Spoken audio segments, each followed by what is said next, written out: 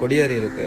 So கொடியேறினத்திலிருந்து இந்த 11 நாட்கள் 10 நாட்கள் அங்கே பிரச்சனை பண்ணி இன்றைக்கு வந்து தீர்த்தோற்சவம் நடந்தது. ஸோ காலையில் 4 மணிக்கு கோயிலுக்கு போயிருந்தேன்.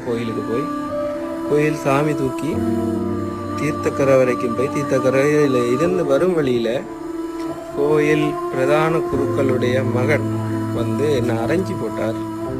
எதுவும் ஒன்று இல்லை, 5 அறை அரைஞ்சிருக்கார். என்னென்னு சொன்னால், வர வழியில் வந்து அவர் வந்து தேருக்கு முன்னுக்கு வந்து கொண்டிருந்தவர், தேருக்கா சாமிக்கு முன்னுக்கு வந்து கொண்டிருந்தவர்.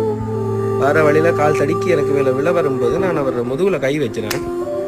திரும்பி பார்த்து சொன்னவர் வந்து முதுகில் கை வைக்க வேணாம்னு சொல்லி நான் அதை பெருசாக எடுக்க இல்லை.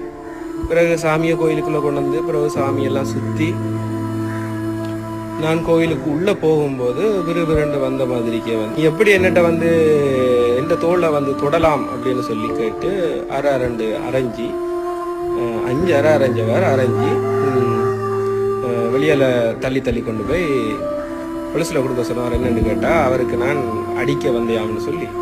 ஆனால் நான் வந்து அவருக்கு கையே தூக்க இல்லை, நான் தலை குனிஞ்சி தான் நின்று. நான் கோவிலில் அவ்வளோ கேமராஸ் இருந்தது, கேமராவில் பார்த்தா தெரியும்.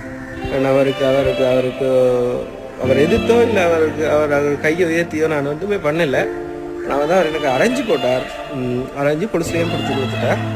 அதனால பொலிஸில் கேட்டு அவங்க வந்து முறைப்பாடு எழுதுறதா என்னன்னு சொல்லி அந்த அளவுக்கு இல்லை. ஆனால் வந்து காளி கோவில் என்றதால காளி கோயிலுக்கு என்ற ஒரு இது இருக்குது தானே, அம்மனுக்கு ஒரு சக்தி இருக்குது தானே, சக்தி இருந்தால் பார்ப்போம் என்ன நடக்குதுன்னு சொல்லி. சரியான மன வருத்தம், பரவாயில்லை, இது ஓகே தான்.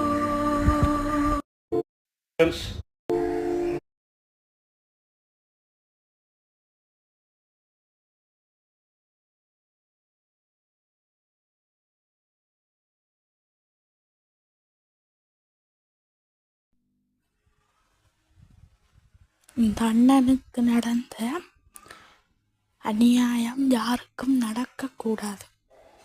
லைக் ஷேர் பண்ணி எல்லாருக்கும் ஃபேஸ்புக், யூடியூப் எல்லாத்தையும் அனுப்புங்கள்.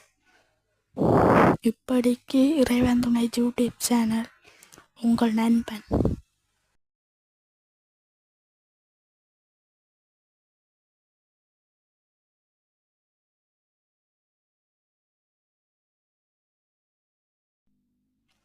முக்கியமாக ஷேர் பண்ணுங்க, கமெண்ட்டுகளையும் படித்து பாருங்க கொஞ்சம்.